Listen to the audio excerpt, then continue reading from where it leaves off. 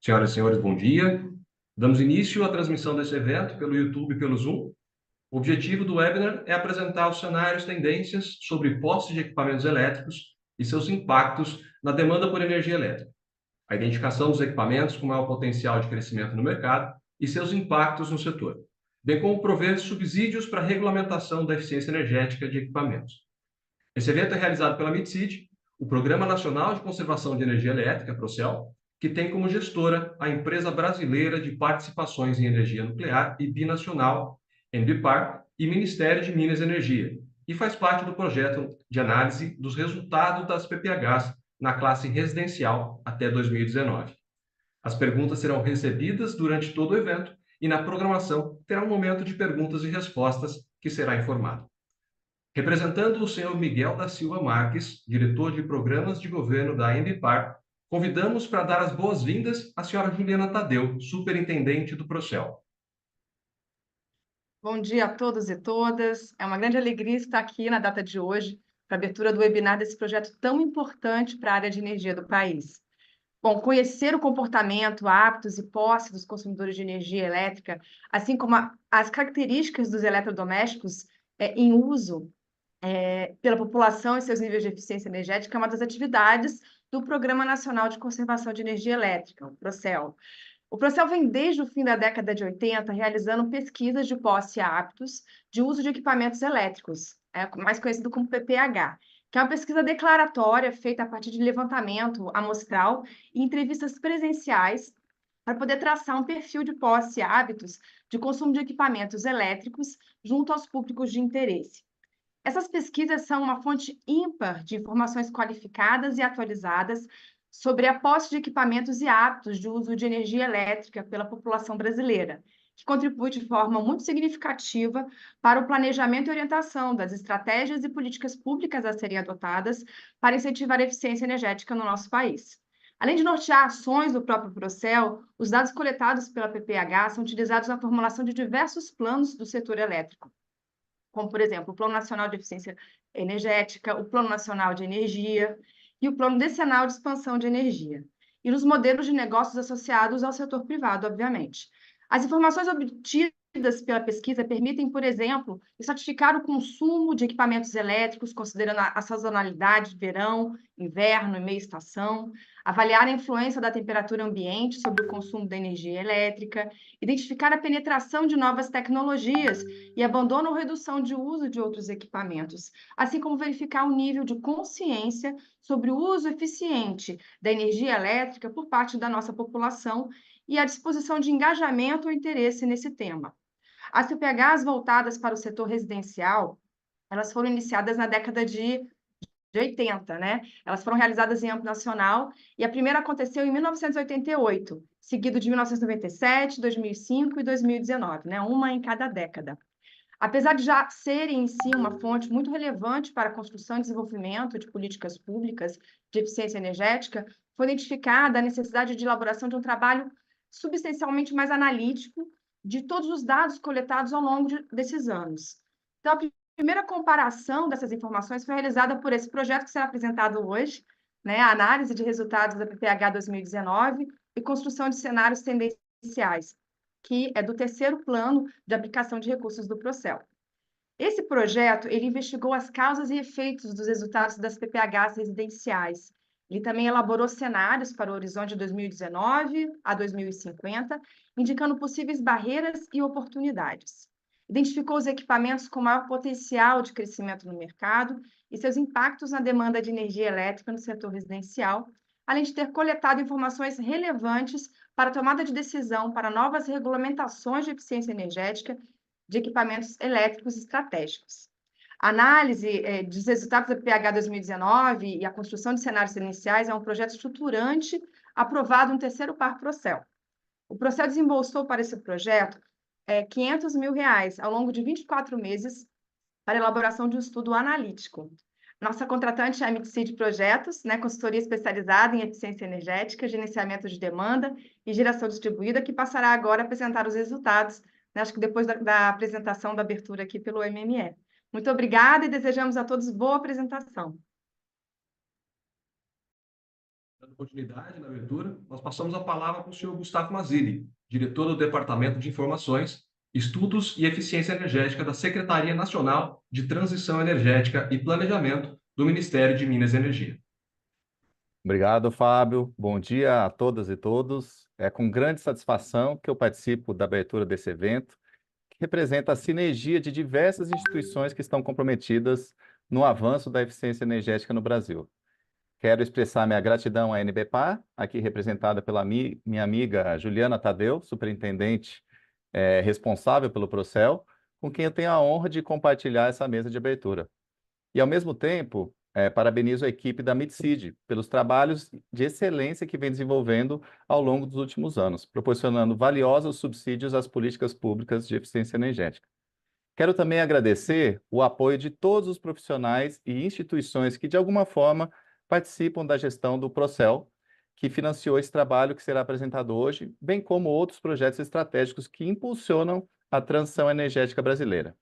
E por falar em transição energética, nunca é demais lembrarmos que o Brasil e vários outros países se comprometeram na COP28, que aconteceu em Dubai no fim do ano passado, a contribuir para dobrar a taxa de evolução da eficiência energética nessa década. Cumprir esse desafio significa fazer da eficiência energética a política mais importante do mundo para a descarbonização até 2030. E é isso mesmo que as senhoras e os senhores ouviram. A Agência Internacional de Energia estima que quase metade da mitigação de emissões até 2030 relacionadas à energia será decorrente de ações de políticas de eficiência energética. No entanto, para que isso se torne realidade, é estimado a necessidade de triplicar os investimentos em eficiência energética nesse período. E de nada adianta a gente dispor dos recursos para superar esses desafios se não tivermos políticas públicas elaboradas com base em informações de qualidade. E é nesse contexto que se insere esse importante projeto do Procel. Em 2019, foi publicada uma pesquisa de posses e hábitos em todo o território nacional. Com isso, foram levantadas as principais informações sobre equipamentos consumidores de energia nas casas da população de todas as regiões do país. Esse é um levantamento muito importante. No entanto, a gente entende que o simples levantamento de informações pouco contribui para a formulação de políticas públicas. E por isso foi realizado o estudo que está sendo apresentado hoje. Com os resultados desses estudos, esperamos compreender melhor os impactos sociais, ambientais e de mercados relacionados à regulamentação de diversos equipamentos consumidores de energia elétrica.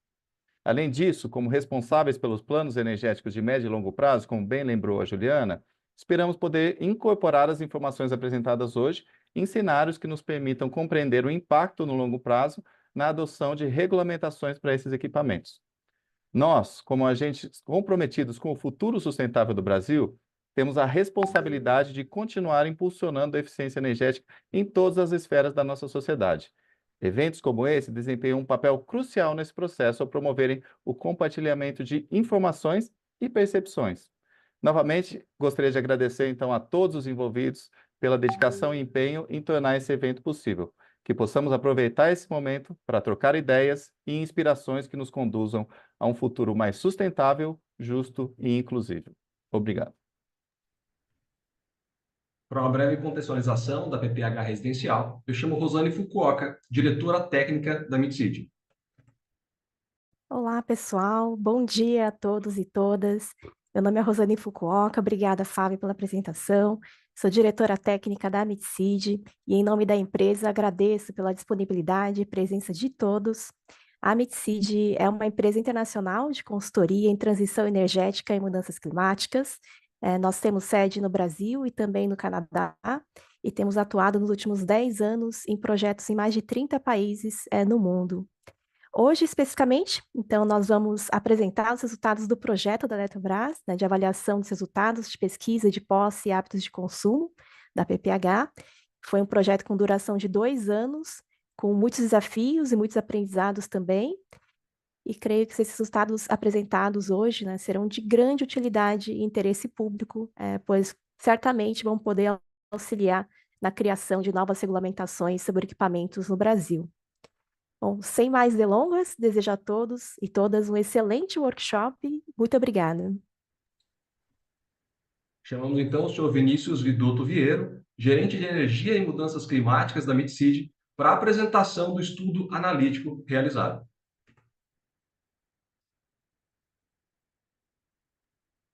Obrigado, Fábio, Gustavo, Juliana, Rosane, pelas falas de introdução. É muito importante, muito bom estar aqui participando desse projeto e representando a LICID nas falas técnicas aqui.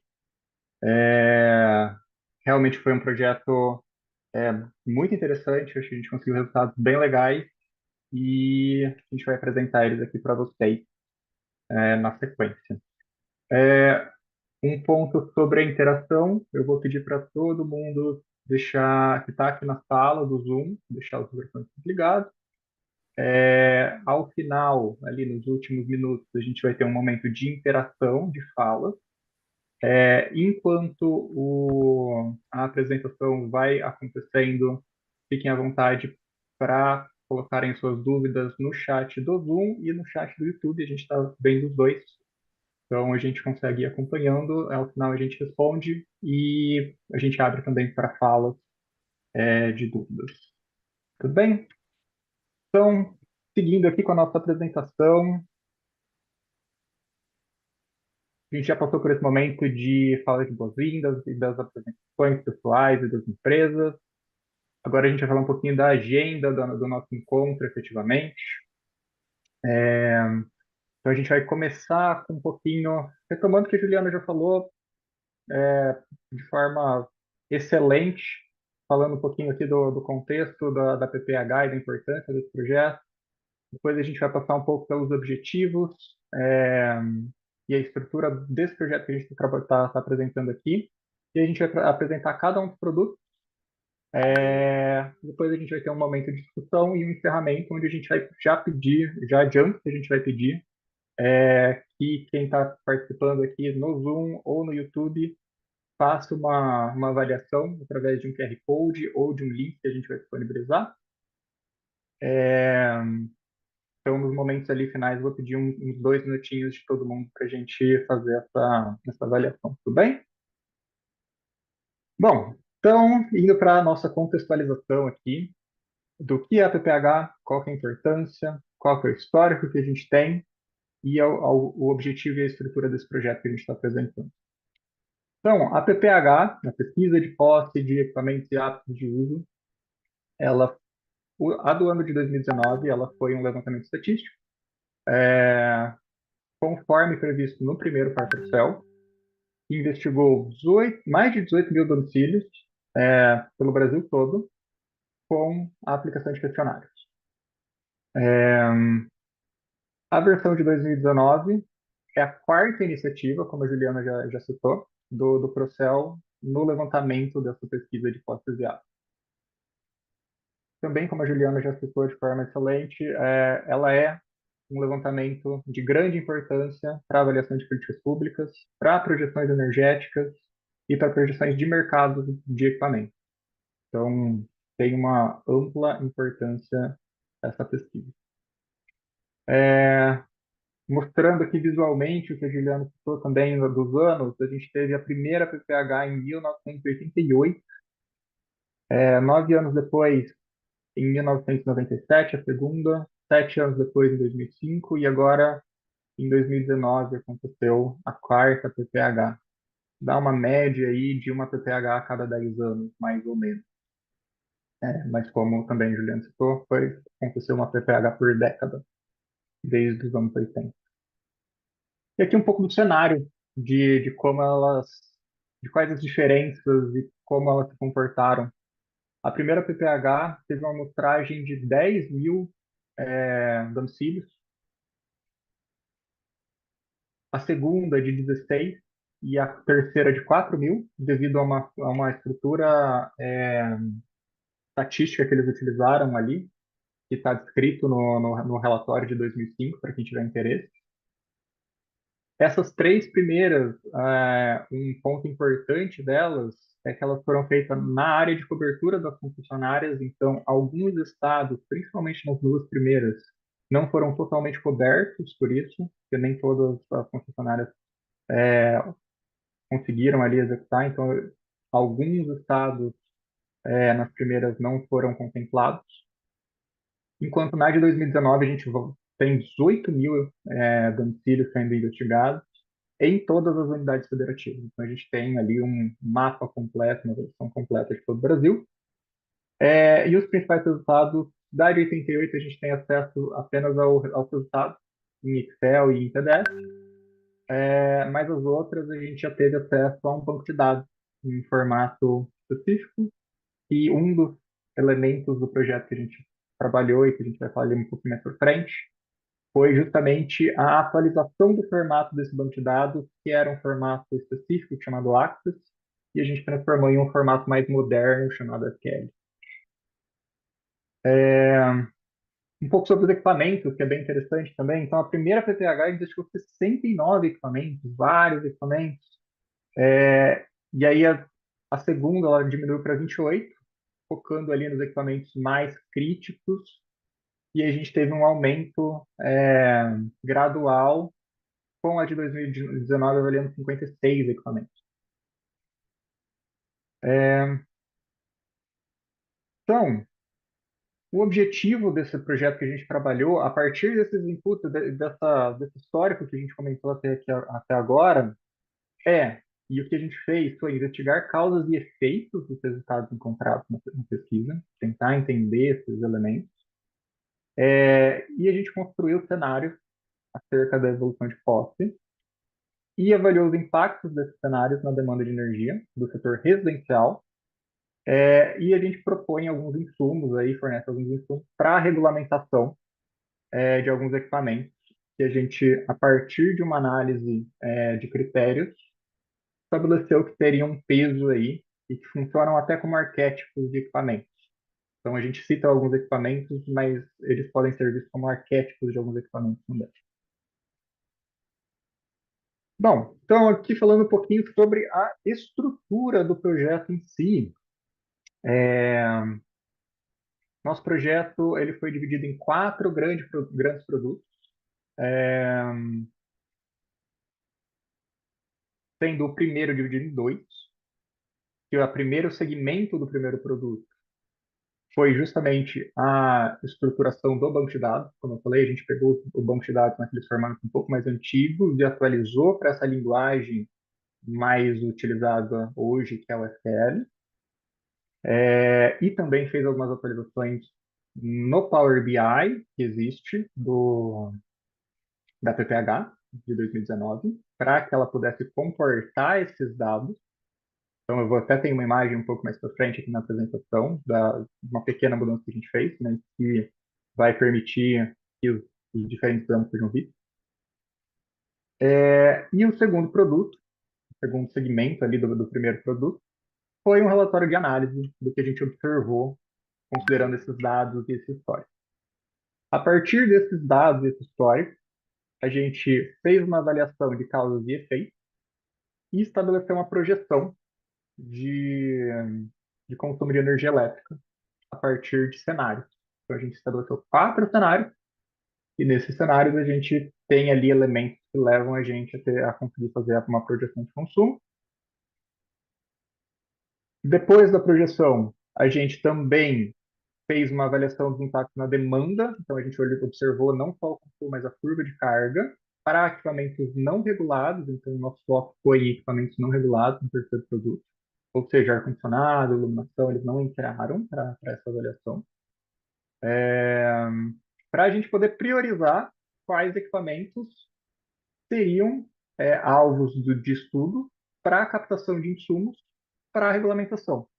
Então, a gente focou, por isso a gente foca nos equipamentos não regulados no produto 3, porque ele é um insumo para o produto 4 para a gente entender a regulamentação. E o último produto aqui desse nosso projeto é esse webinar que vocês estão participando e assistindo. Agora, falando um pouco do primeiro produto já, então, a adaptação das pesquisas anteriores a 2019 em SQL e a análise dos resultados. Voltando aí o que eu já citei anteriormente. Então, a gente teve 2 principais produtos, um banco de dados e o Power BI, e um relatório analítico.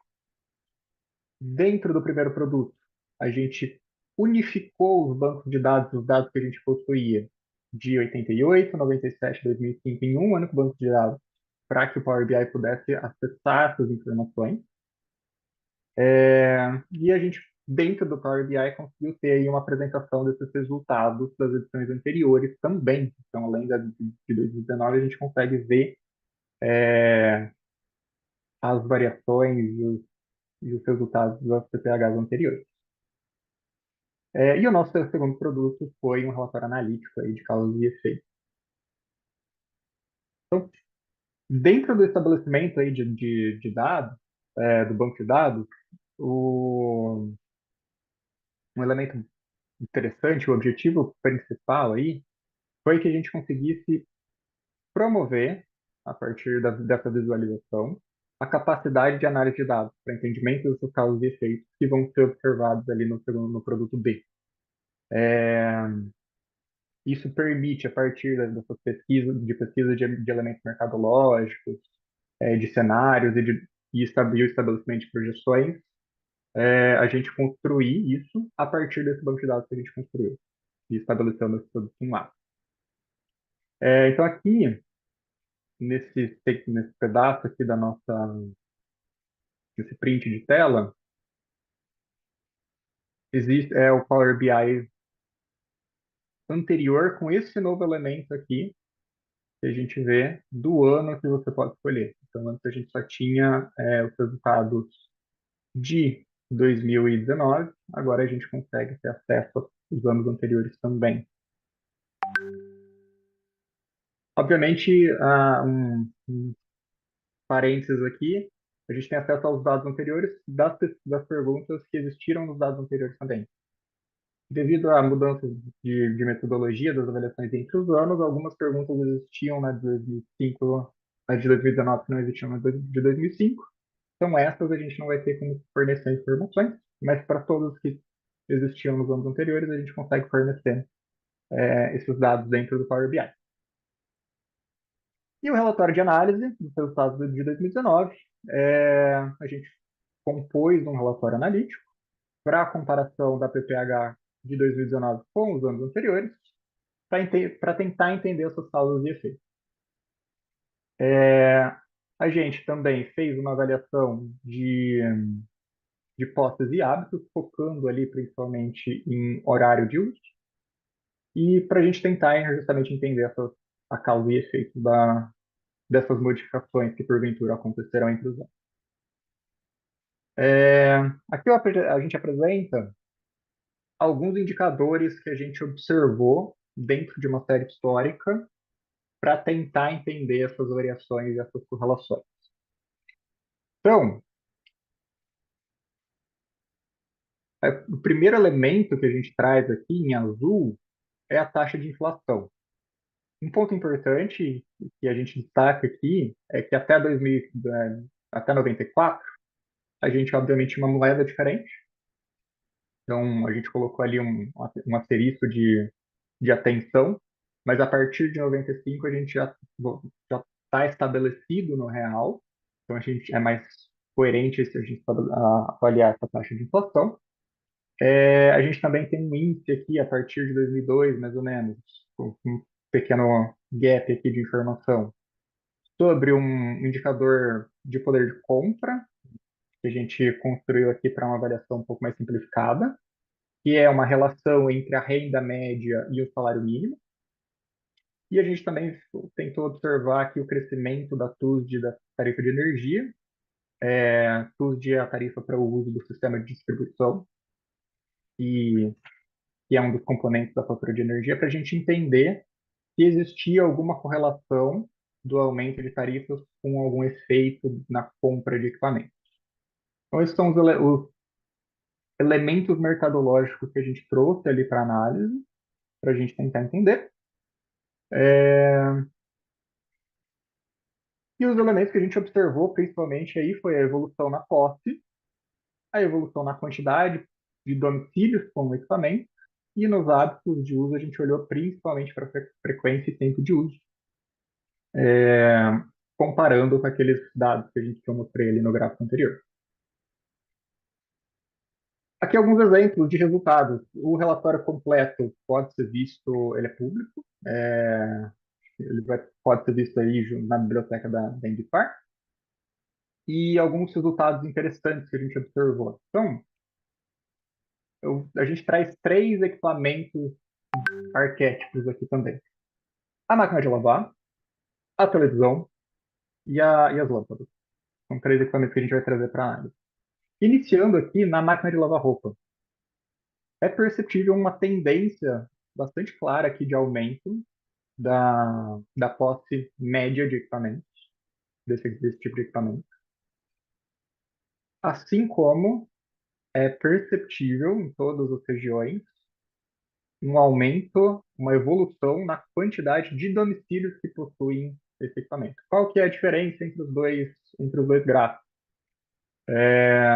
Aqui a gente está observando quantos domicílios possuem pelo menos uma. Se possui uma, a gente registra aqui. No gráfico anterior, vamos voltar um slide, é a posse média, ou seja, dos domicílios, da quantidade de equipamentos de máquinas de lavar que existem no Brasil, dividido pela quantidade de domicílios. A gente chega numa relação. Neste caso da máquina de lavar, é bastante interessante que a relação é muito próxima de 1. Isso indica para a gente que, no geral, as residências que possuem uma máquina de lavar possuem uma máquina de lavar. Não é uma tendência a possuir mais de uma máquina de lavar por equipamento, por domicílio, apesar de poder acontecer. Então, a gente também vê aqui essa tendência de crescimento nos domicílios que possuem esse equipamento desde 88. E aqui um outro disclaimer: 88 aparece aqui nesse gráfico de quantidade de domicílios, porque essa informação que a gente possui para aquele ano, a gente não possui a informação da posse média ali de equipamentos. Então, falando um pouco de televisores. O televisor é um equipamento mais de lazer e é um equipamento muito bem estabelecido. Então, nele, diferentemente do que a gente vê na máquina de lavar, a gente vê uma tendência de manutenção dos níveis. Então, obviamente, tem uma variação aqui entre os anos, mas isso é muito pelo próprio erro estatístico, assim, então a gente pode dizer que essa variação está dentro da margem de erro.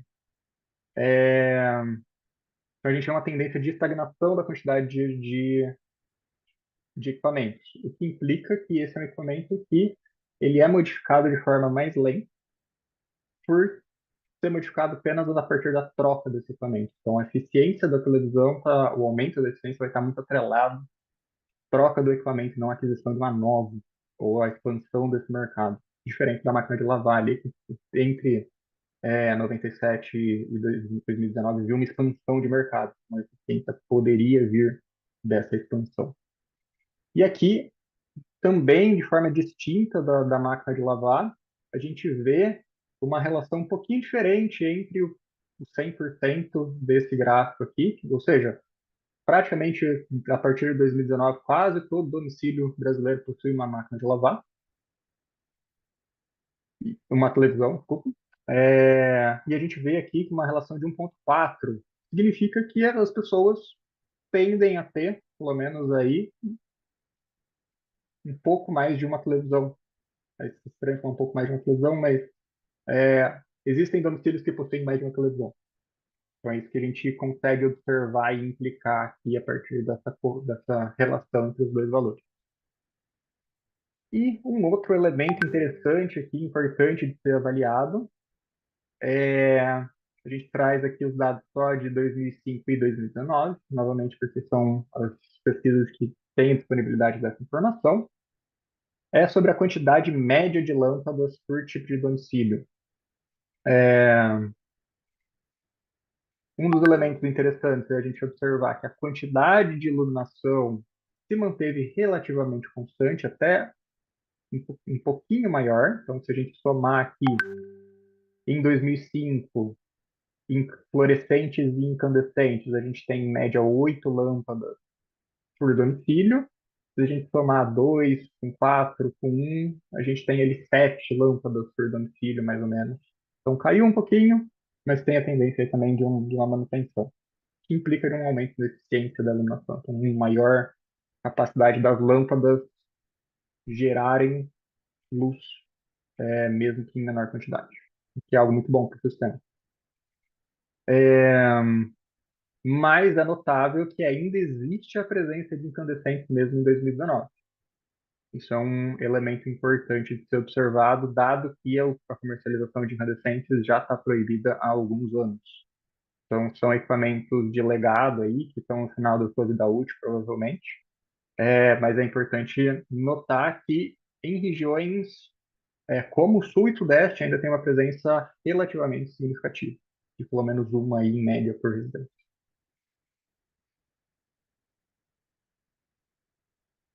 Como conclusão desse relatório, o que a gente conseguiu observar é que existe uma adoção gradativa de novas tecnologias, principalmente aí, e de elementos digitais, como computadores e ar-condicionado. A gente não trouxe esses gráficos aqui, mas eles são observáveis dentro do relatório.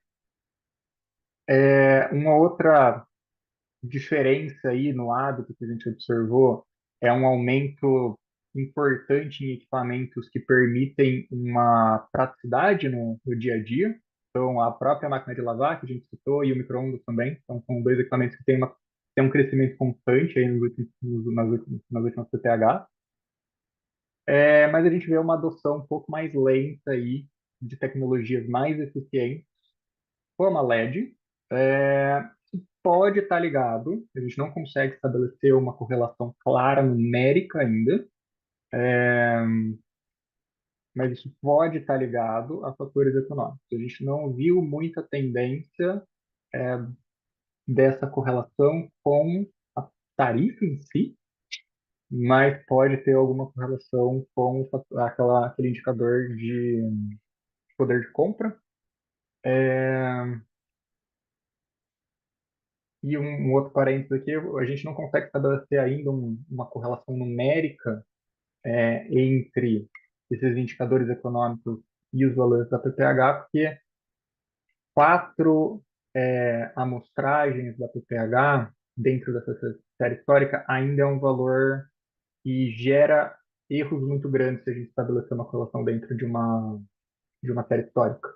Então, estatisticamente falando, quando a gente observa para tentar construir uma correlação de série histórica mais numérica, a gente precisaria de mais PPHs ao longo dos anos, mais pontos de comparação, para a gente conseguir ali, de fato, estabelecer uma correlação matemática para esses valores. Então, por enquanto, são correlações mais qualitativas, mais observáveis, mas menos numéricas. E, além disso, um outro ponto importante que a gente cita nas conclusões do nosso relatório é que as mudanças das metodologias impactam aí nos erros associados aos valores que a gente encontrou.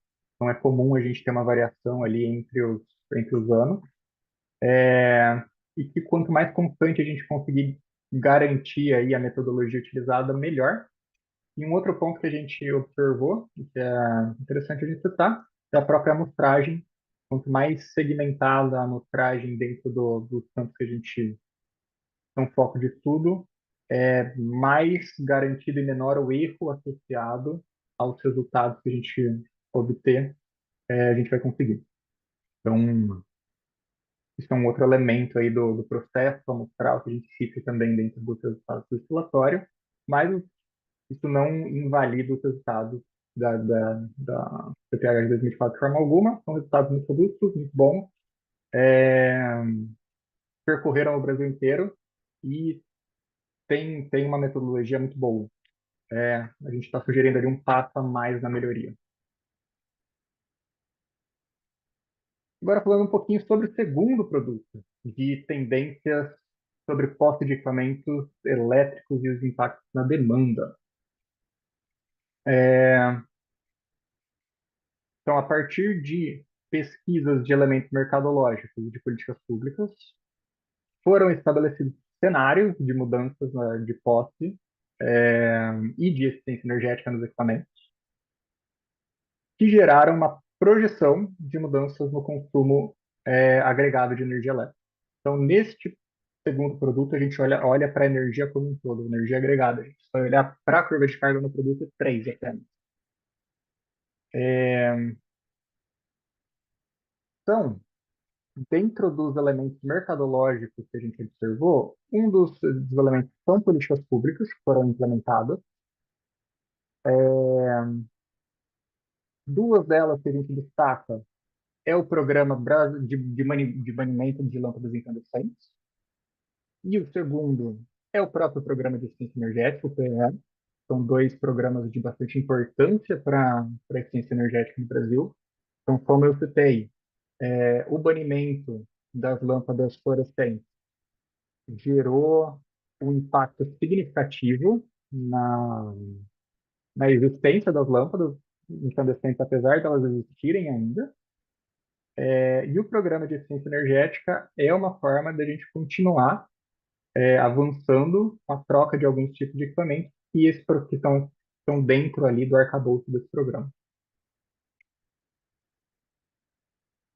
Uma outra avaliação que foi feita foi as regulamentações para os equipamentos que possuem essa AENSI.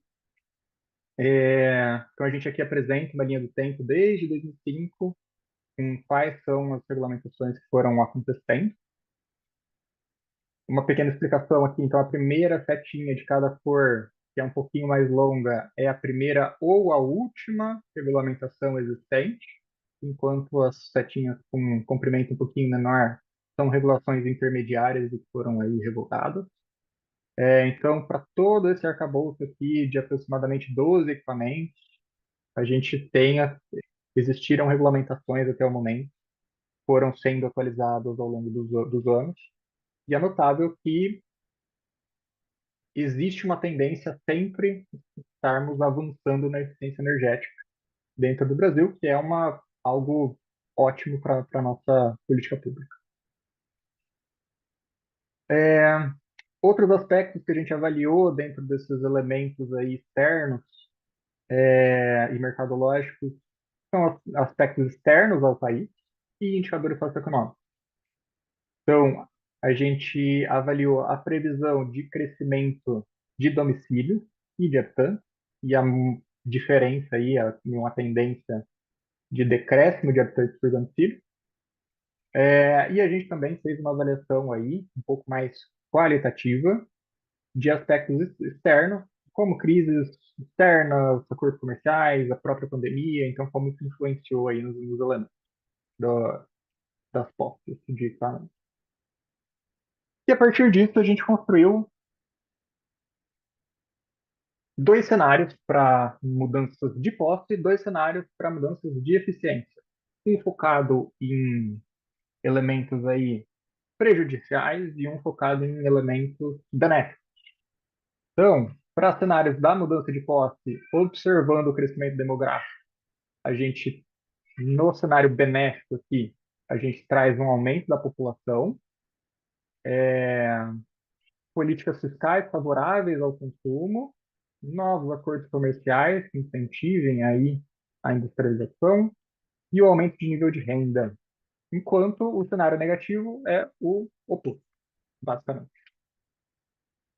Para as mudanças de eficiência, a gente avalia restrição e expansão das políticas de eficiência, como em selo, o aumento no investimento na pesquisa e desenvolvimento, equipamentos mais eficientes, apesar de serem mais caros, tem a preferência da população, então isso é um elemento aí, uma premissa desse cenário. E a gente também prevê o aumento na penetração das LEDs, um aumento significativo, enquanto no cenário, entre aspas, ruim, a gente é basicamente oposto para esse elemento também. Isso faz com que a gente tenha uma matriz de 4 cenários, onde a gente tem, de forma simplificada, no primeiro cenário, um alto crescimento no número de eletrodomésticos e um salto na eficiência. No segundo cenário, um alto crescimento de eletrodomésticos, mas uma estagnação na eficiência energética. Terceiro, um baixo crescimento e estagnação. Quarto, baixo crescimento e salto na eficiência energética. Então, a gente tem o cenário 2 e 4 como cenários mais extremos, que gera aí um aumento no consumo agregado, e o outro a gente vai observar que gera até uma redução no consumo agregado. apesar de ser bastante insignificante, então a gente pode considerar até que o consumo se mantém nesse último cenário aqui. É, e os cenários 1 e 3 são efeitos intermediários. São cenários intermediários. Então, dentro aqui dessa projeção para 2050 que a gente construiu a partir desses cenários, a gente observa que, dentro do melhor cenário, o consumo agregado poucos varia, então ele se mantém aí uma tendência bastante próxima do que a gente vê aqui em 2023. Mas no pior cenário ele quase pode dobrar, aqui chegando aí a 233 gigawatt-horas. O mais provável é que a gente fique próximo a essas duas faixas, verde ou azul, que são os cenários intermediários. Esses são cenários extremos e pouco provavelmente a gente vai de fato observar. A gente apresenta também aqui, para os cenários mais extremos, a composição pelos principais consumidores.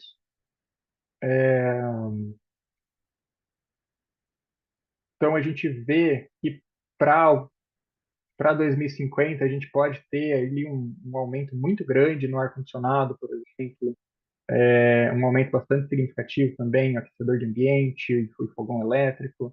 Então, existem alguns principais elementos aí que colaboram para esse aumento maior quando a gente observa um potencial aí de crescimento da população para o cenário 2. A partir daqui a gente vai falar um pouco sobre o produto 3, então, que é a identificação dos equipamentos com maior potencial de crescimento no mercado e de impacto na demanda de energia. Para fazer essa avaliação, então, o objetivo era a gente avaliar o impacto dos equipamentos não regulamentados na demanda de energia elétrica, considerando os cenários propostos no produto 2, a gente fez uma avaliação dos dados da pesquisa de 2019, focando em equipamentos não regulamentados, para que eles sejam alvo aí de sugestão de regulamentação no próximo produto. A gente fez uma avaliação do impacto na curva de carga desses equipamentos, então com foco nos equipamentos não regulamentados. Isso é importante, porque a gente vai ver uma tendência ali na curva de carga que é pouco intuitiva se a gente não tiver isso em mente. E a elaboração de uma lista de prioridade para a regulamentação no próximo produto. Um ponto importante como eu comentei, a gente com quatro PPHs, é difícil a gente estabelecer numericamente ali uma tendência de crescimento, principalmente porque, também como a gente citou no começo da apresentação, houveram alguns equipamentos que foram estudados na PPH de 2019 que não foram estudados nas PPHs anteriores. Então, desde 2097, aí alguns equipamentos não foram avaliados, foram avaliados só agora em 2019. Um exemplo muito claro disso é a própria fritadeira elétrica sem óleo, que é a nossa air fryer aí, conhecida como air fryer. Ela não existia nas pesquisas anteriores porque ela não era uma tecnologia comercial que existia nas residências. Então, para a gente conseguir entender tendências de crescimento no interesse desse tipo de equipamento, o que a gente utilizou, que é uma metodologia que pode ser utilizada para tendências, afinal de contas, não é uma relação de um para um exatamente, é o Google Trends. Então, o Google Trends é uma ferramenta do buscador Google, da empresa Google, que apresenta tendências de busca relativa por um determinado item. Então, por isso que a gente sempre a gente estabeleceu que a existência de uma referência, para a gente sempre poder manter uma comparação. E a partir disso a gente consegue estabelecer se o interesse naquele equipamento em específico tem aumentado, tem decrescido ou tem se mantido estável nos últimos anos. Novo, tendência de interesse em um buscador não é um para um com posse, mas tende a ter uma correlação, porque quanto mais as pessoas têm interesse na busca, mais elas tendem a buscar uma aquisição ou uma renovação daquele equipamento. Além disso, também a gente dividiu aqui em 4 categorias pelo tipo principal de tecnologia que foi avaliada, para a gente poder agregar algumas análises que a gente construiu. Então, equipamentos existivos, um exemplo bastante típico dele é o chuveiro elétrico. Equipamentos eletrônicos, então computadores, TVs, a gente agregou dentro da categoria. Equipamentos motrizes, então que principalmente usam a energia aí para alimentar sistemas motrizes, então sistema de motor, por exemplo, o liquidificador é um sistema que a gente trouxe aqui dentro da categoria de equipamentos motrizes. E equipamentos motrizes resistivos são uma mistura entre elementos resistivos e elementos motrizes. A própria air fryer aí é um exemplo para essa categoria de equipamento. Então, você tem um ventilador ali que força a circulação de ar e resistência que aquece esse ar para gerar o efeito de aquecimento do alimento. Dentro desse produto também, a gente começou a observar algumas regulamentações internacionais para a gente entender, fora do Brasil, quais equipamentos já são regulados. Então, a gente sabe quais são regulados aqui no Brasil, a gente observou quais desses não regulados são regulados fora, para a gente entender como já acontece essa dinâmica. A gente teve o foco em 3 aqui, regulamentações: o Ecodesign, da União Europeia, o Energy Rating, da Austrália, e o Energy Star, dos Estados Unidos. Por que esses 3? Tanto a União Europeia quanto os Estados Unidos são considerados aí referência dentro das regulamentações de eficiência energética, tendem a ter um avanço nessa área um pouco mais rápido.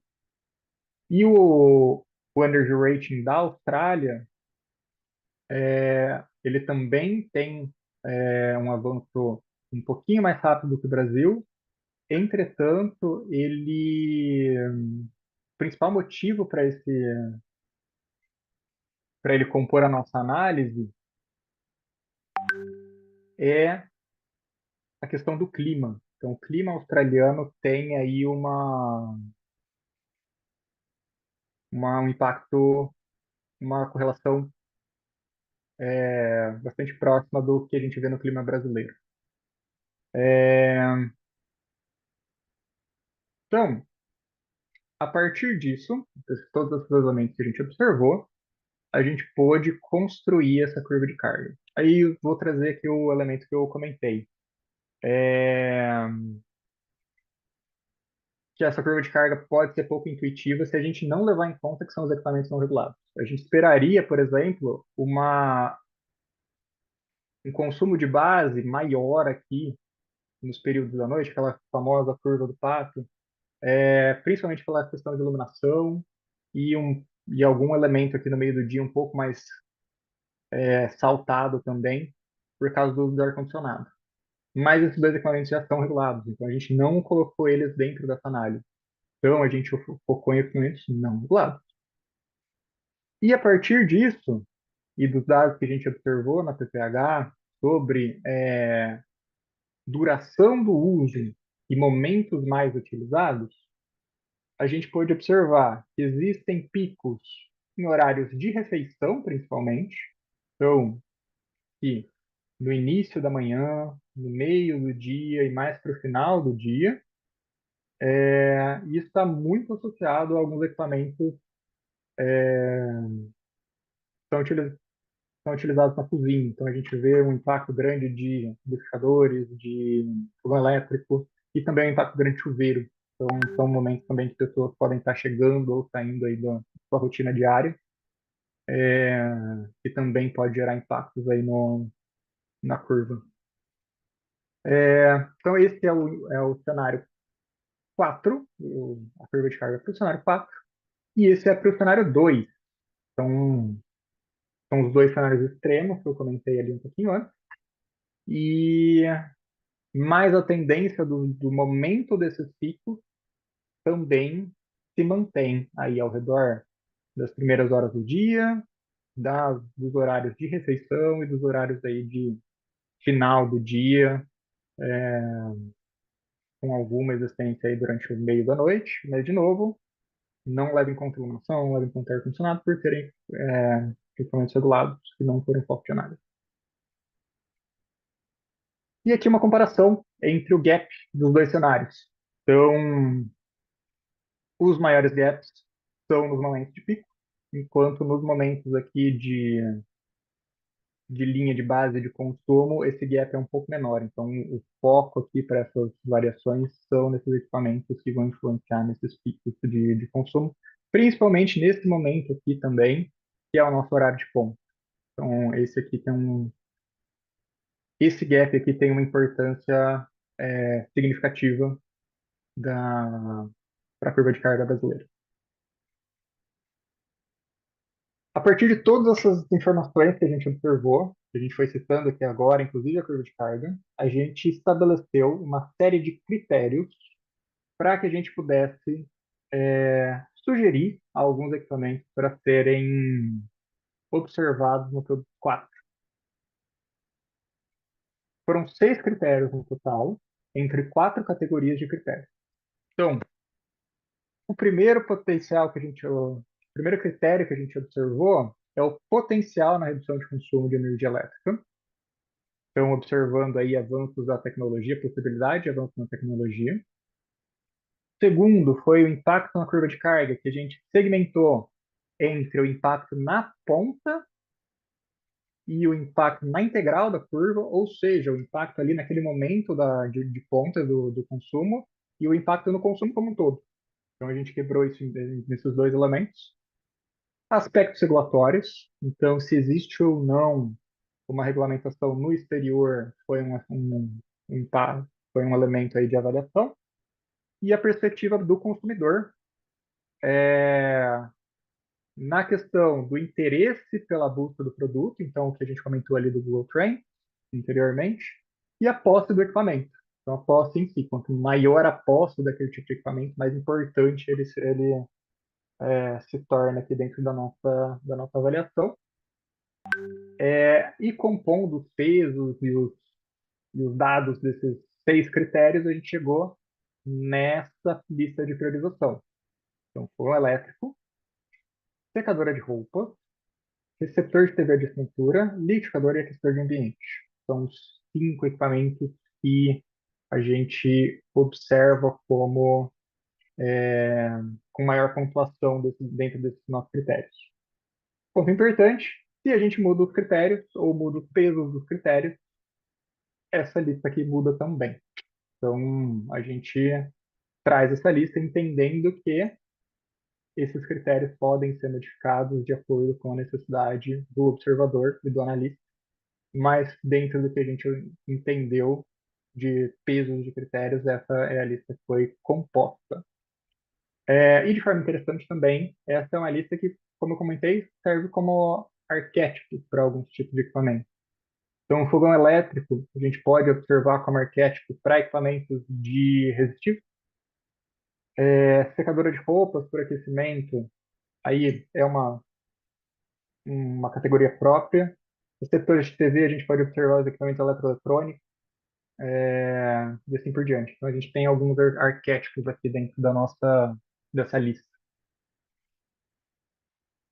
Que faz a gente ir para o último produto 4, que é o produto de subsídio à tomada de decisão para a regulamentação da eficiência energética de equipamentos no âmbito da legislação brasileira.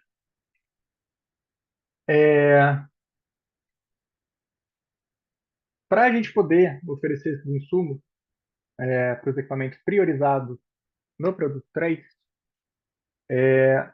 observando aí os impactos políticos, econômicos e sociais e identificação de barreiras, o primeiro elemento que a gente refez ali, reavaliou, é o levantamento do arcabouço regulatório de eficiência, tanto nacional quanto internacional.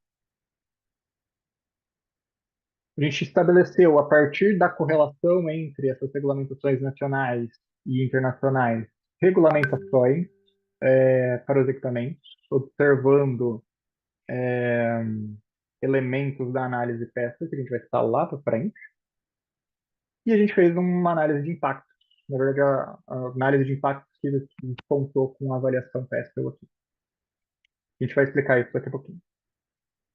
Então, o levantamento de arcabouços regulatórios, focando aqui na parte internacional, a gente observou mecanismos como MEPs, são níveis mínimos de eficiência, etiquetas comparativas e selo de endosso. Então, para trazer isso aqui para o Brasil, a etiqueta comparativa seria a INSS brasileira, e o selo de endosso é o selo postal. Também a gente observou aqui alguns outros mecanismos que podem existir, como políticas de limite de consumo em stand-by, políticas de limite de potência do equipamento. Então, isso se difere dos MAPs, porque o MAPs normalmente a gente fala de um índice mínimo de eficiência, aqui a gente está falando de limite de potência, então o equipamento não pode passar de potência X, enquanto aqui a gente pode ter equipamentos de N potências, desde que com uma eficiência determinada. Também a gente observou acordos voluntários e políticas fiscais. De novo, olhando para aquelas três regulamentações que a gente comentou anteriormente. Então, o Energy Rating, o Energy Star e o da União Europeia. Observamos também aqui o arcabouço regulatório brasileiro. Então, a gente observou os MAPs com o programa de metas, a etiqueta comparativa, a INSS brasileira, e o selo de endosso, que é o selo profissional. Então, a gente observou os elementos principais, aí, quais equipamentos estavam do lado, quais não estavam, para a gente poder fazer a comparação com a regulamentação de outros países. Por exemplo, o MAPS, que vem aqui pelo Ecodesign da União Europeia. As etiquetas comparativas, existe o Energy Labeling na União Europeia e o Energy Rating na Oceania, principalmente aí na Austrália e Nova Zelândia. E o selo de endosso dos Estados Unidos, que é o Energy Star. Então foram todos observados, com foco principalmente aqui nas análises que a gente estabeleceu, no selo de endosso e nos MAPs, pela aderência aí ao que está dentro da governança da Ambepar. Dentro disso, a gente categorizou em 4 elementos. Não aplicável, seja por limitações técnicas ou algum outro elemento que dificulte demais a aplicação daquilo. A inexistência internacional de exemplos, além do brasileiro. Algo que seria desejável, que pode aí fortalecer a eficiência energética, mas se não houver introdução disso, não vai trazer um grande impacto. E o recomendável, que é o que a gente entende que é melhor acontecer ali para cada equipamento, dado essa comparação entre países e tudo mais.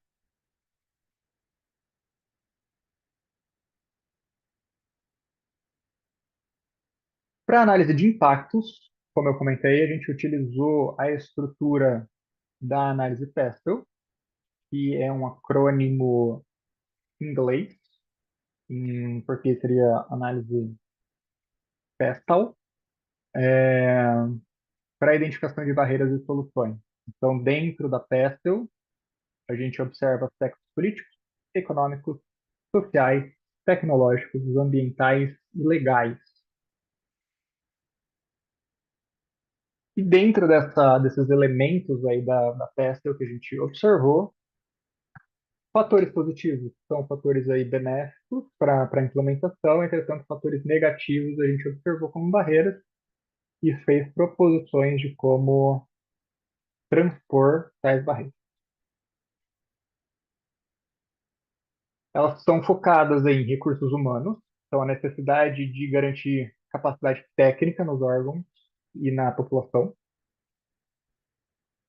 os agentes envolvidos, então possíveis resistências de alguns setores dos stakeholders envolvidos,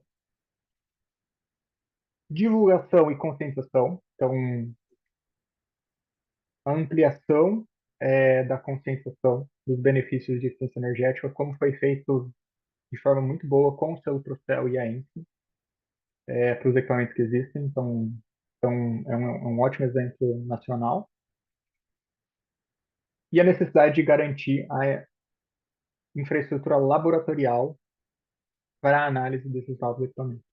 Então, são alguns elementos negativos aí principais que a gente pode observar que são barreiras que precisam ser vencidas. Além disso, um outro elemento que a gente avaliou para impacto social é a presença desses equipamentos. Letícia, daqui a pouquinho a gente abre as perguntas e aí você fala, tá bom? Então, a presença desses equipamentos por domicílios, por classe social. Então, a gente tem aqui a segmentação nas classes definidas dentro da PPH, então de A a B1, B2, C1, C2 e D e E. Para cada um dos equipamentos ali priorizados, tendo esse o percentual de domicílios em cada classe que possui equipamento. No próximo gráfico, a gente vê a distribuição de domicílios que possuem o equipamento por classe social. Então, o que isso significa? Esse gráfico representa quantos domicílios de cada classe possui equipamento considerando a sua proporção, enquanto o anterior representa a quantidade de domicílios com um equipamento. Então a gente vê, principalmente aqui no segundo gráfico, uma tendência bastante interessante para a secadora de roupa, que o maior impacto, caso haja uma regulamentação, vai acontecer nos setores A, B1 e B2, enquanto o setor C1, C2 e D e E, como eles ainda não estão com uma adoção tão alta da tecnologia, como a gente pode ver aqui, então a gente quase não vê a secadora de roupas dentro do C1, C2 e D e E, conforme essas classes sociais forem comprando o equipamento, caso esse equipamento seja regulamentado, eles já vão poder comprar um equipamento eficiente. Para essas classes é muito importante, porque são as classes de menor renda. Então, elas possuírem um equipamento que já consuma menos, impacte menos na parcela da fatura de energia que vai ali ser descontada da renda dela, é algo de extrema importância, enquanto as classes aí A até B2 têm o potencial de troca desse equipamento. Então, a máquina, a secadora de roupas, é um bom exemplo de um equipamento que pode ter uma regulamentação nos próximos anos e ter um bom impacto social. E aqui é um resumo das avaliações que a gente fez. Vou focar em principalmente aí o que é desejável e recomendável para as nossas 6 categorias e depois disso a gente já vai abrir para perguntas. Então, fogão elétrico, o que a gente observou aí, dado a disponibilidade internacional, é que mais recomendável seria possivelmente uma limitação na potência em si. A gente não vê muita possibilidade de avanços ou de regulamentações na eficiência. Então, o foco seria em observar a potência em si do equipamento. Secadoras de roupas, essa sim, a gente entende e é importante o estabelecimento de metas e de etiquetas comparativas, e desejável a existência de selo de endosso e de uma regulamentação stand-by. São elementos que já existem internacionalmente, então podem ser adaptados para a realidade brasileira.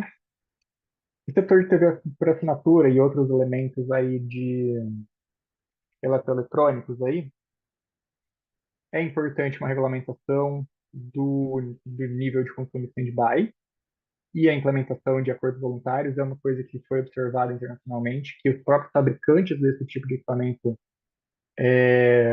entram em acordo sobre qual é a eficiência que vai ser proposta. Então, isso é algo que, se incentivado, é bastante desejável. E, possivelmente, o estabelecimento aí de etiquetas, selos e métricas para esse tipo de equipamento, apesar de ser um pouquinho mais difícil. Para liquidificadores tablet, também é recomendável o estabelecimento de métricas e etiquetas, que já existe internacionalmente. E para aquecedor de ambiente, também se observa que é melhor sair da limitação da potência, mas é possível e desejável o estabelecimento de métodos e etiquetas comparativas. Então, aqui eu vou passar a palavra para o Fábio, fazer a nossa introdução à discussão e às perguntas. Eu acho que a gente tem algumas falas introdutórias aí. Abrimos, então, o espaço para os participantes para perguntas e respostas.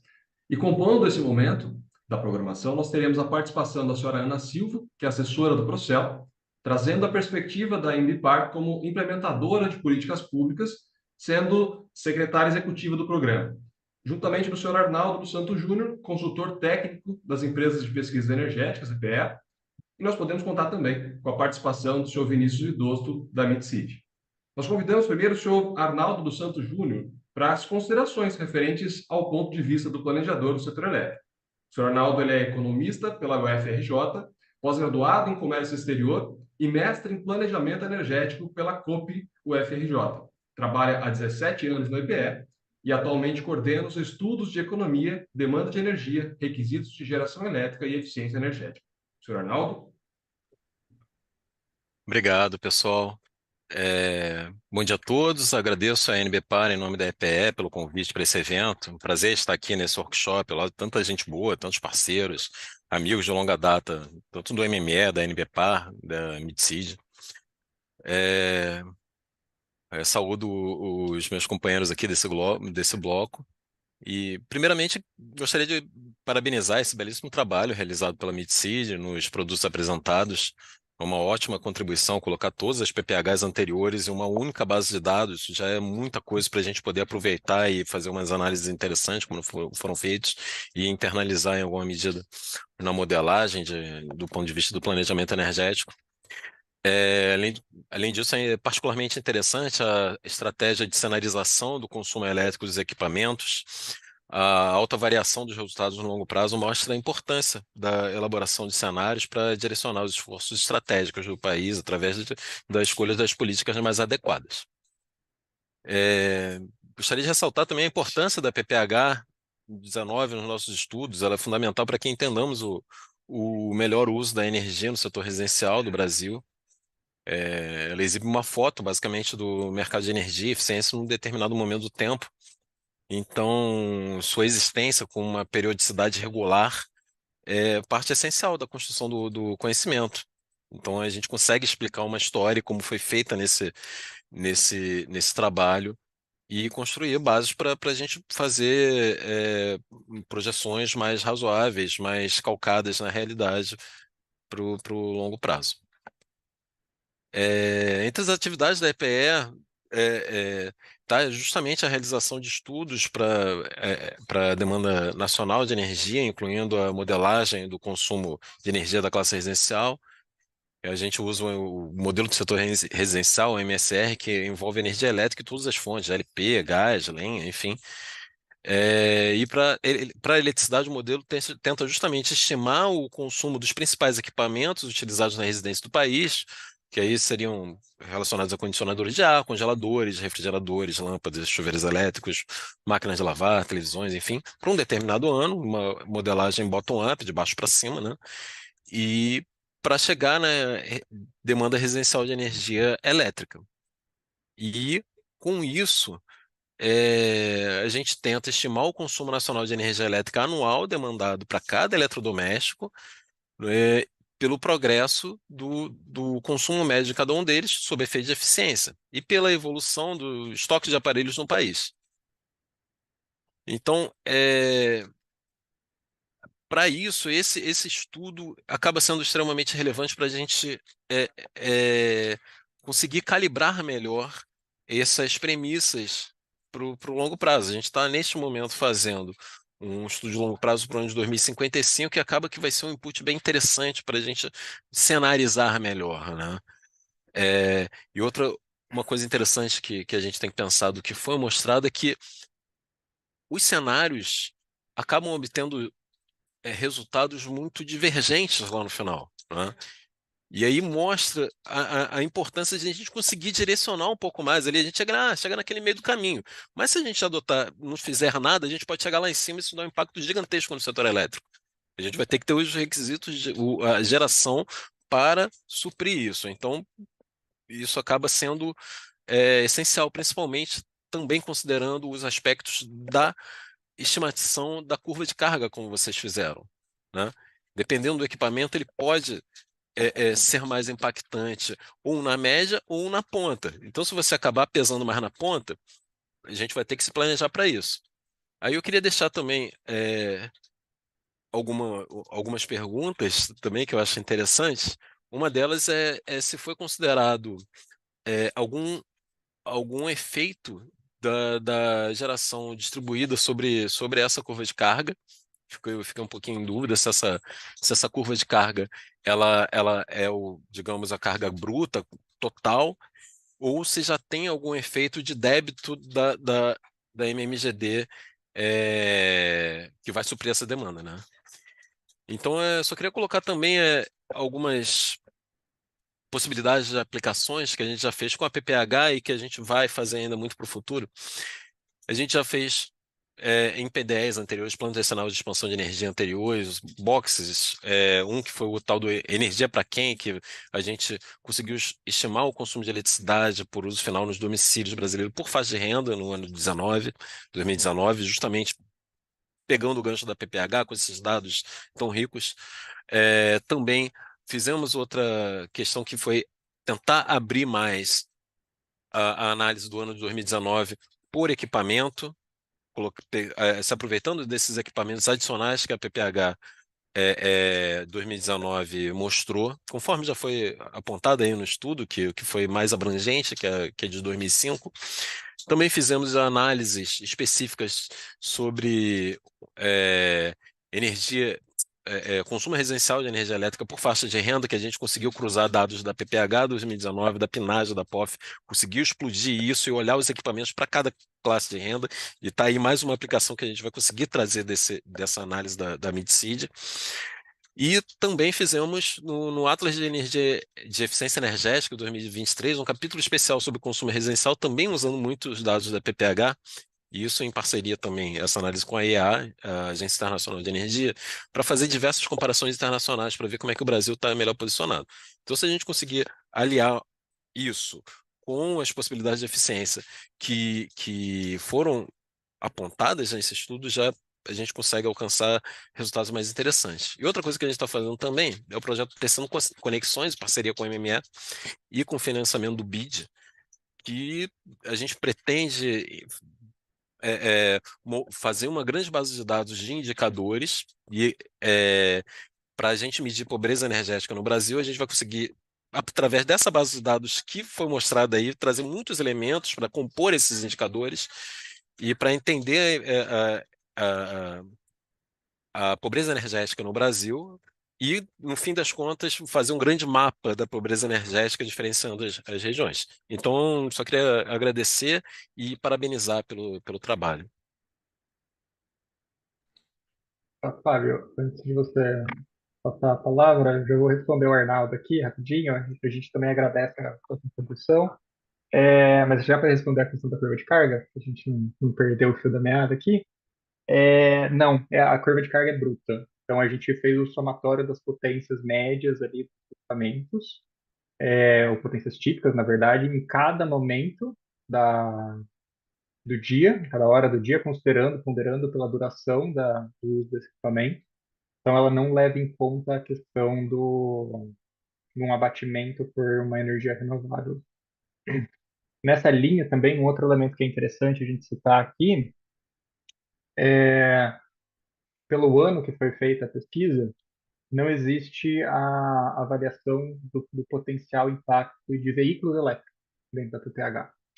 E é uma outra coisa que, com certeza, para a próxima PPH precisa ser observado aí, ou entendido se faz parte do escopo da pesquisa, entender isso como um equipamento, né?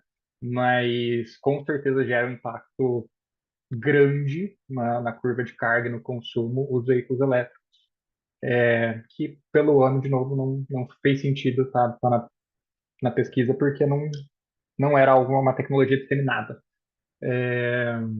Então, respondendo essa pergunta, só para reiterar, é uma curva de carga bruta que a gente avaliou. Fábio, por favor. Ok, dando então sequência à nossa sessão de perguntas e respostas. Lembrando que é possível enviar as perguntas pelo chat do evento e também lá pelo chat do YouTube. Agora é com vocês. Bom, enquanto acho que a gente aguarda aqui um pouquinho mais de perguntas, eu vou responder a Juliana, que perguntou se a metodologia de pesos e critérios está disponível em algum documento. A gente descreve isso no produto 3, Juliana. Eu só preciso confirmar com a Ana que esse documento é público. Eu acho que é. E aí a Ana pode te informar como acessar esse documento. Mas ela está descrita no produto 3. Todos os produtos que a Mitseed comentou durante a apresentação vão ser disponibilizados tanto no site do Procel, que é o procelinfo.com.br, quanto no site do MME. A gente só precisa fazer uns ajustes na diagramação, então a gente acredita que em até 15 dias a gente já vai estar disponibilizando para vocês todos esses dados, para vocês também verem os relatórios, se aprofundarem mais neles.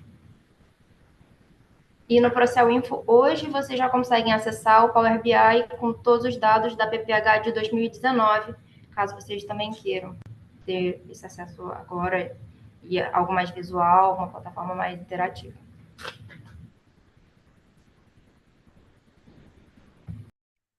Tem mais alguma pergunta, pessoal, que está aqui no Zoom?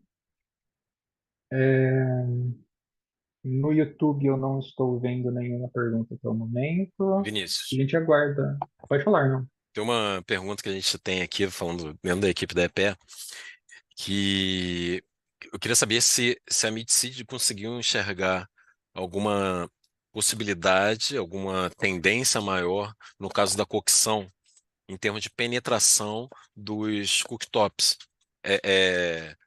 No caso, substituindo os fogões existentes, ou a possibilidade de expansão dos fogões a lenha ou a GLP. Isso também é outra coisa que pode fazer toda a diferença na curva de carga lá na frente. Sim.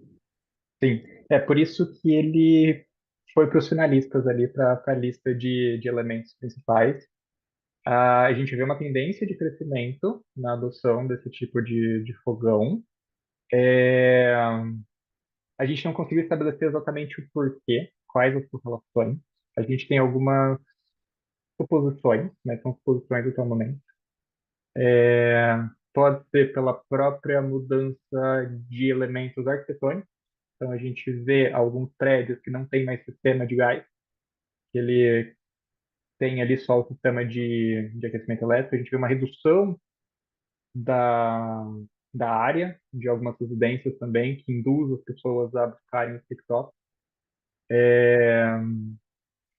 Mas a gente vê uma tendência de crescimento, sim. Então, é um elemento importante na nossa interpretação. Respondido? Respondeu sim, Vinícius. Obrigado. Imagina. Fernando. Bom dia a todos. Obrigado, Vinícius, Fernando Perrone do INE. Obrigado pela apresentação, muito interessante. Eu tinha algumas perguntas, eu não sei se eu as faço todas ou na sequência. Vou começar por algumas que eu acho mais fáceis. Quando você está colocando naquele equipamento liquidificador, na realidade, ali deve incluir toda espécie de triturador, mixer, tudo, né? Ou é especificamente liquidificador? era importante distinguir, porque são linhas de produto, provavelmente junto à indústria, diferentes. Mas ali parece abranger tudo. A outra Posso já te responder? pode, então é melhor assim, então. Acho que fica mais fácil de eu lembrar a ordem. Para a avaliação em si, a gente olhou para liquidificador. Mas, como eu comentei, ele pode funcionar como um arquétipo de o que está sendo observado de regulamentações internacionais para liquidificadores, com um esforço um pouco maior, também pode ser adaptado para um triturador de alimentos, para alguns outros elementos, que de fato são linhas produtivas completamente diferentes, mas que trazem princípios de funcionamento relativamente parecidos. Então, talvez um MAP ou uma etiqueta para um liquidificador tenha que considerar o potencial de mistura do liquidificador, então, considerando as aletas e o formato ali do copo do liquidificador, um triturador de alimentos vai ter que considerar outras coisas, outras capacidades para isso. Mas, então, o que a gente olhou foi para o liquidificador em si, mas, como eu comentei, ele pode funcionar como um arquétipo de equipamento. Respondido? Perfeito, perfeito. Eu fiz essa pergunta porque o equipamento liquidificador perpassa todas as classes e provavelmente nas classes A, B, C1 deve ter muito mais uma penetração, uso, né, do mixer e outros trituradores. Por isso que eu ia dizer se não pode ter um... a questão que eu ia perguntar é o seguinte, você comentou alguma coisa da questão do fogão elétrico, e uma das sugestões possíveis seria a limitação de potência. Mas eu me arriscaria a dizer que será que essa limitação de potência em si não teria que ver com a eficiência térmica? Quer dizer, a mesma coisa que nós enfrentamos lá no passado na máquina de lavar roupa, né?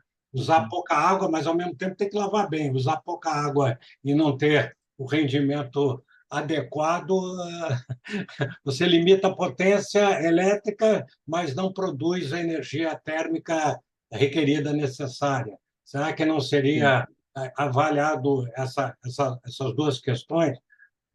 A gente fez essa ponderação, a gente pensou ali quando a gente estava construindo o produto, o que a gente observou? Dentro do que é reportado, a eficiência desses equipamentos de fogões elétricos tende a ser alta já. E se a gente for pensar no princípio de funcionamento, existem três principais tipos aí de cooktop. O por indução diretamente, então aquece ali aquele elemento resistivo que passa o calor para uma panela. Existe um eletromagnético e existe um de infravermelho. O por indução tem uma certa dificuldade da gente aumentar a eficiência, que é a mesma dificuldade da gente aumentar a eficiência do chuveiro.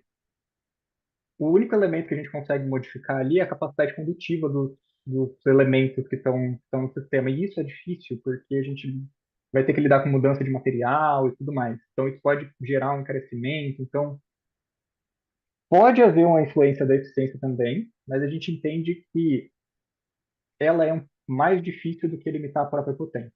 Existe um fator que você está completamente certo de que, para cozinhar um alimento, eu demando uma quantidade de energia. E energia é potência ao longo do tempo. Então, a gente limitar, deixar um cap de potência, pode aumentar o tempo de cocção. Isso é uma coisa que a gente não conseguiu avaliar. A gente não tinha ali informações suficientes. E é uma avaliação que precisa ser feita em específico.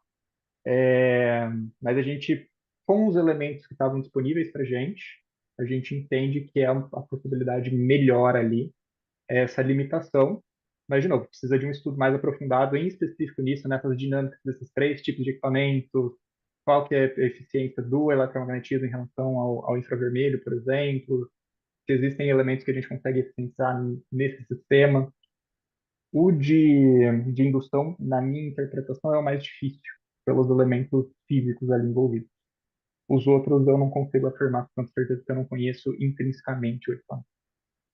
Perfeito. E a última pergunta, quer dizer, até um comentário, eu concordo inteiramente com aquela sua observação, e um um pouco de recomendação, que nas 4 PPHs, quer dizer, a questão estatística média é complicada, né? Quando você falou que a média é em torno de 10 anos, mas teve uma que foi 14 anos depois, né? Feita. E aí eu concordo plenamente que isso seja feito, ainda mais agora que existem recursos perenes para o Procel, e anteriormente não existia, até isso é uma justificativa para ter esse espaçamento temporal das PPHs. E aí eu te pergunto o seguinte, se isso tem a ver com a metodologia que você comentou, e eu concordo também que ela tem que ser pequenas adaptações, mas ela tem que ser meio que mantida, né, ao longo das PPHs. E aí eu ia te perguntar se você tem uma ideia, até para subsidiar os planos da EPE decenais, se ela não deveria ter uma periodicidade de 3 em 3 anos ou de 5 em 5 anos, e se por trás disso tem a minha pergunta também, se por conta da metodologia ou a questão temporal, eu vi no gráfico que a questão do Norte e Nordeste tinha uma certa, como é que diz? Não sei usar, agora está me fugindo a palavra, ele não estava refletindo mais ou menos o quadro, o outlook do Brasil, tá certo? Quer dizer, ao longo do tempo parece que houve uma diminuição, é um gráfico que você mostrou em relação ao Norte e Nordeste. Isso você, fizeram uma análise, atribuiria a um problema da amostragem, metodológico, da mudança da metodologia, da periodicidade, por que nas 2 regiões, Norte e Nordeste, aparece uma discrepância, digamos assim, para mim, foi tipo uma discrepância, algo diferente. Não sei se você Tá, entendeu a minha pergunta aí. entendi. Começando pelas camadas aí da pergunta. Quanto maior a frequência, melhor. Obviamente, existe um elemento importante, que é o orçamento público, que nem sempre a gente consegue ter o orçamento público para fazer isso com uma frequência anual, por exemplo. Mas existe o Par Pro Céu, então o que for possível dentro do Par Pro Céu de se estabelecer para a realização das PPHs, ótimo. Então, quanto maior a frequência, melhor. Até porque quanto maior a frequência, mais cedo a gente consegue chegar em um estado de avaliação de série histórica. Que hoje a gente não consegue. Com 4 elementos não dá para fazer uma avaliação de série histórica. É uma série histórica muito pequena. Quanto a gente tiver mais elementos, isso fica aí mais possível. Sobre a questão metodológica, tem algum impacto? O que a gente observou da questão da metodológica é que foi feita uma ponderação da população brasileira, se eu bem me lembro, faz um tempinho que a gente olhou, mas se eu bem me lembro, foi feita uma ponderação da população brasileira dentro da amostra e das faixas de renda dentro dessa amostra. Então, eles estabeleceram por estado qual seria a amostragem, com base na população de cada estado, e dentro disso, dessa amostra, foi escolhido que X domicílios iam ser da classe A com base na distribuição de renda disso. Isso gera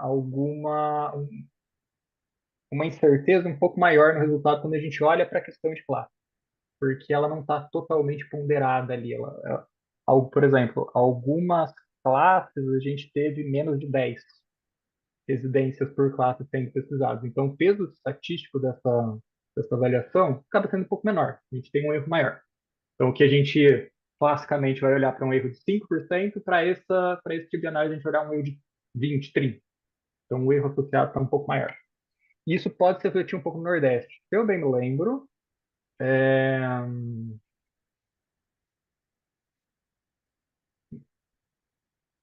algumas, algumas pesquisas, o Nordeste estava um pouco subrepresentado, principalmente nas anteriores.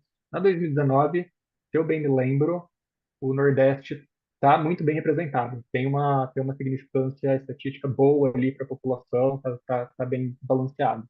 Para as anteriores, acho que eu até comentei, existia uma subrepresentação de alguns estados e regiões. E uma hiperrepresentação de outras. Então, eu lembro de cabeça, São Paulo, por exemplo, por ter 3 concessionárias, foram feitas 3 amostragens em São Paulo, enquanto alguns estados do Nordeste não teve nenhum, ou do Norte.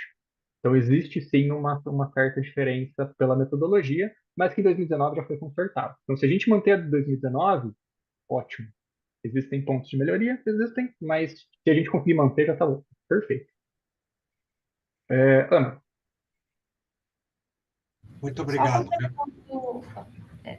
só complementando essa questão que o Perrone trouxe da periodicidade, a gente tem hoje em andamento aqui no Procel a PPH comercial, que o foco vai ser a parte de baixa tensão. É um público que ainda não foi explorado com a PPH.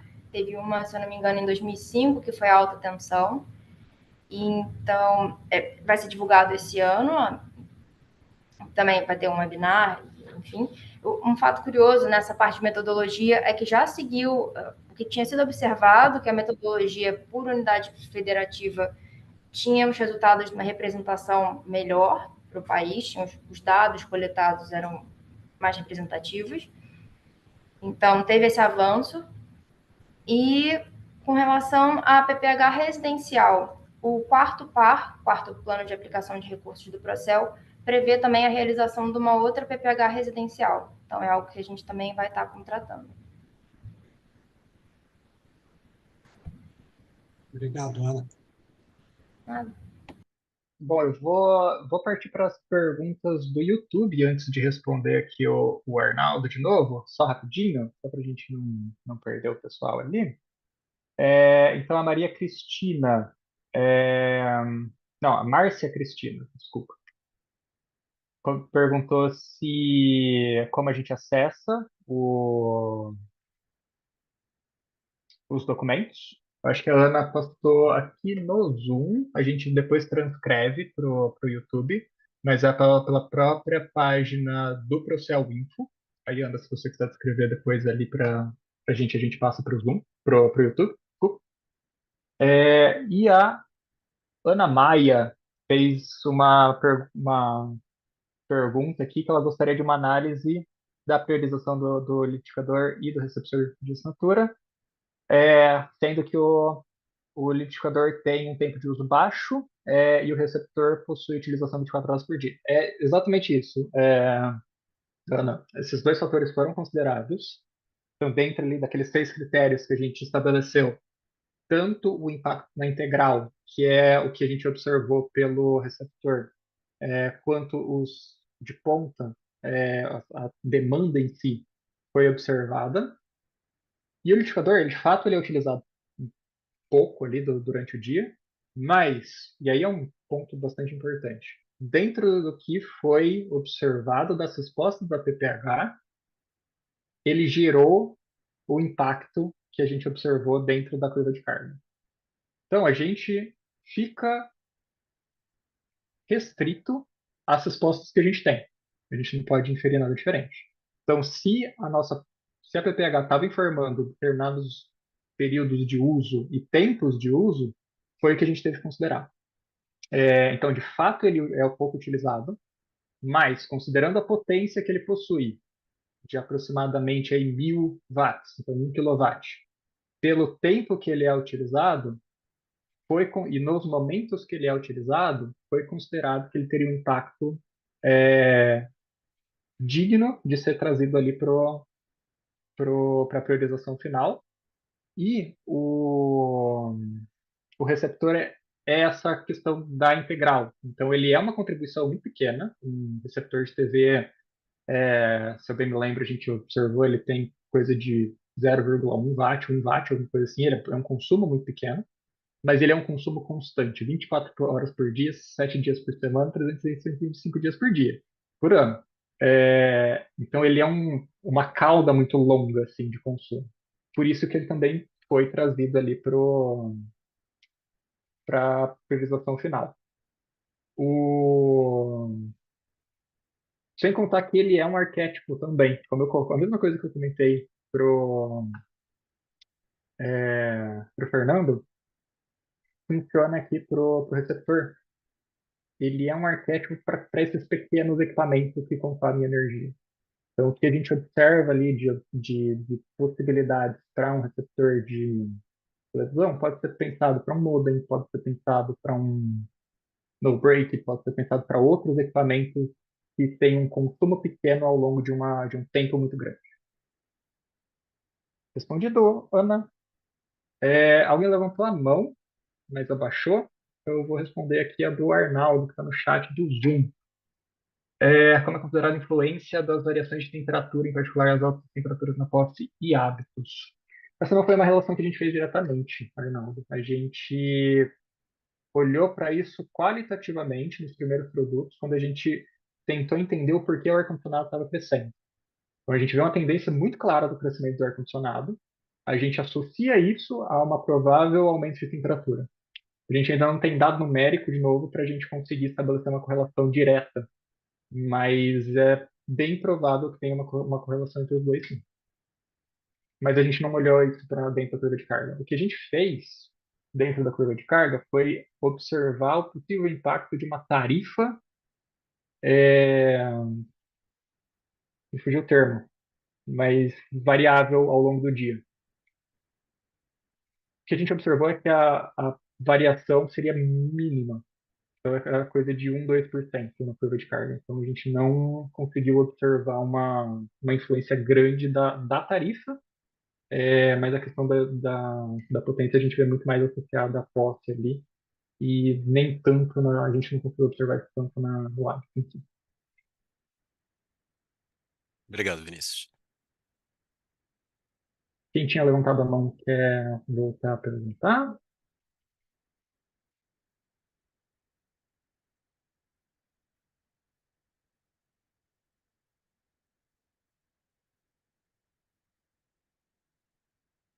Mais algum questionamento?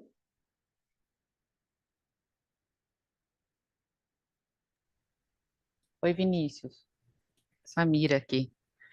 Então, É, é mais uma curiosidade com relação ao produto 1, quando vocês comentaram, né, que você comentou que tinha é, uma percepção da avaliação foi a questão de que equipamentos mais eficientes teriam uma penetração menor, né, em relação a equipamentos que têm uma função de maior praticidade para a vida doméstica, né?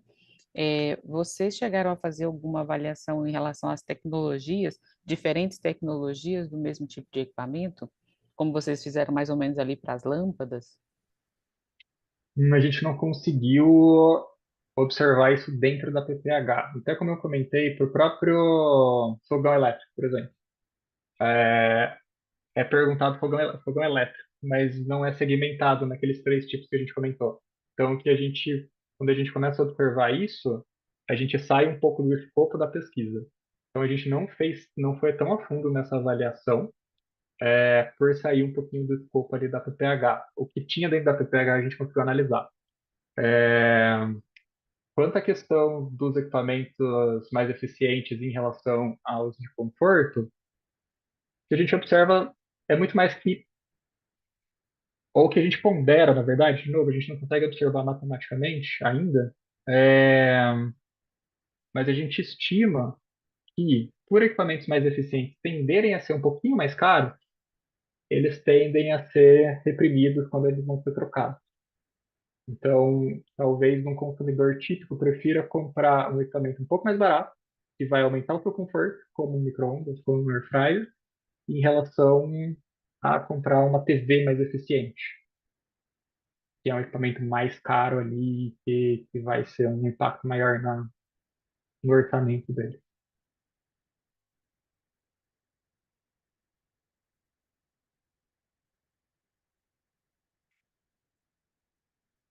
Mais alguma questão?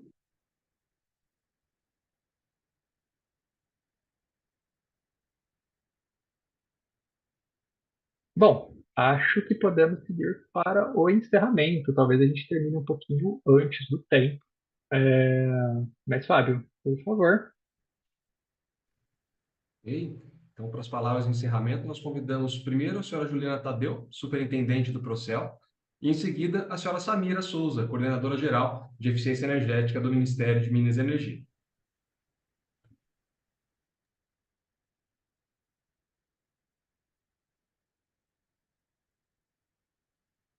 Boa tarde, bom dia a todos. Só um minutinho, probleminha técnico. Acho que agora já.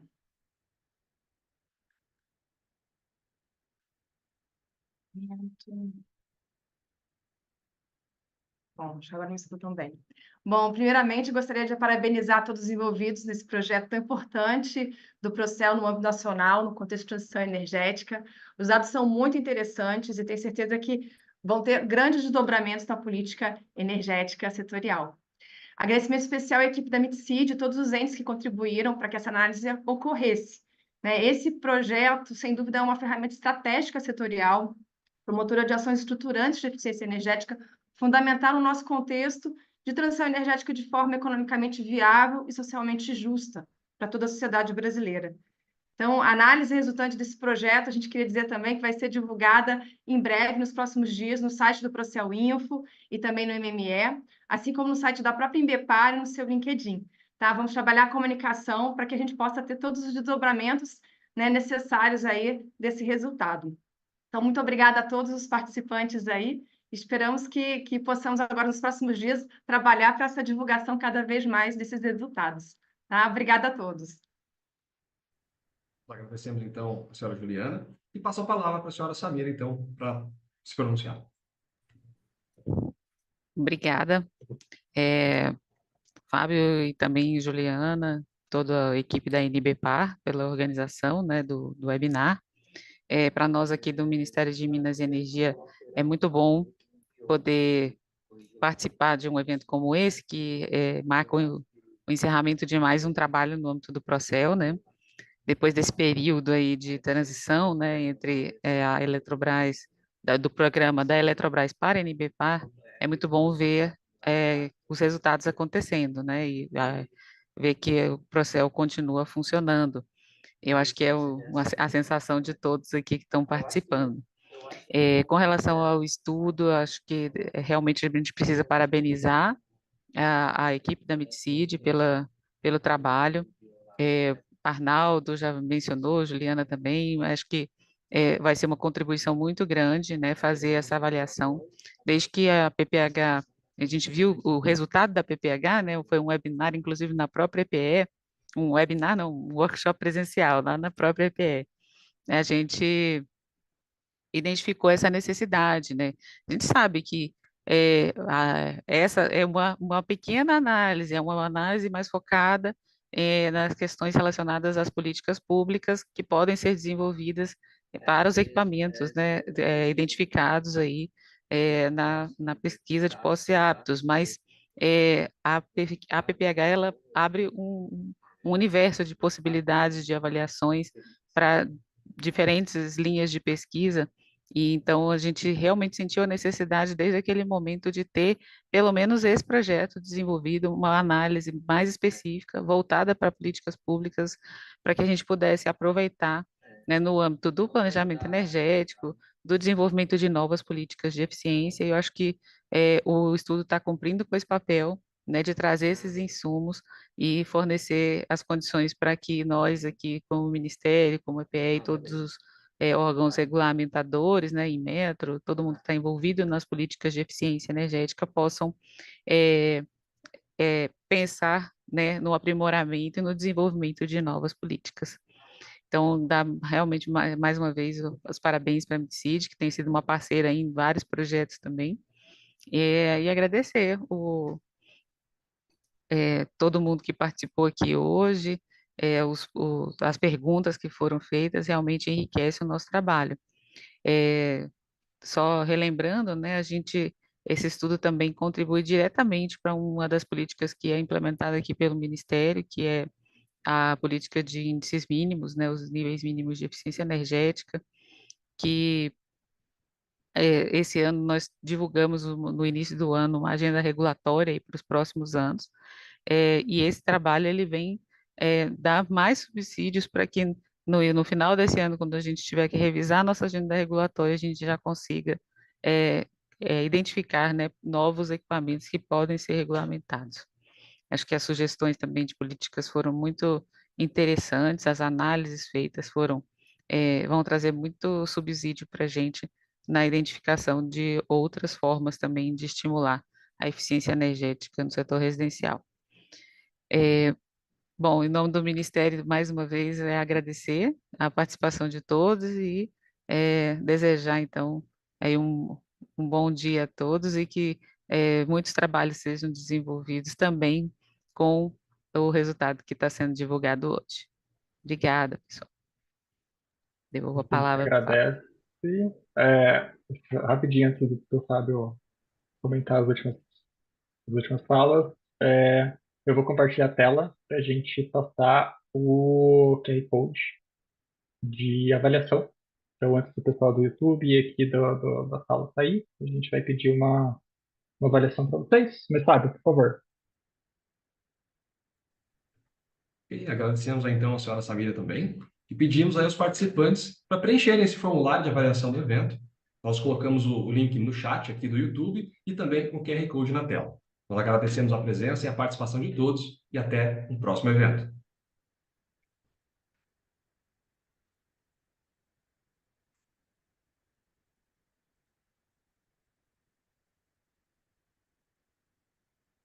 A gente vai manter aqui o QR Code na tela por mais alguns minutinhos, para quem estiver vendo no YouTube. E aí, daqui a pouco a gente encerra a transmissão. Mas os links estão tanto aqui no Zoom quanto no YouTube para quem quiser fazer essa avaliação. E a gente agradece enormemente para o que fizerem.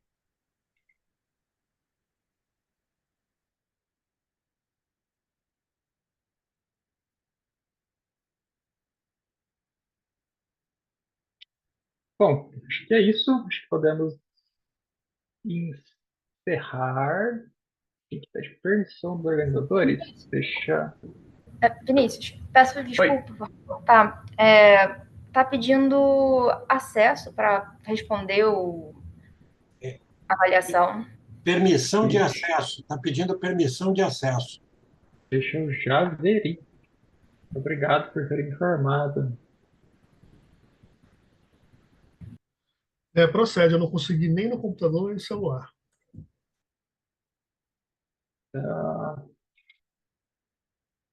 Acho que eu não vou conseguir modificar isso porque não fui eu que fiz. Mas eu vou pedir para vocês guardarem o link e nos próximos minutos a gente já libera o acesso para todo mundo, tudo bem? Beleza. Então, a gente agradece.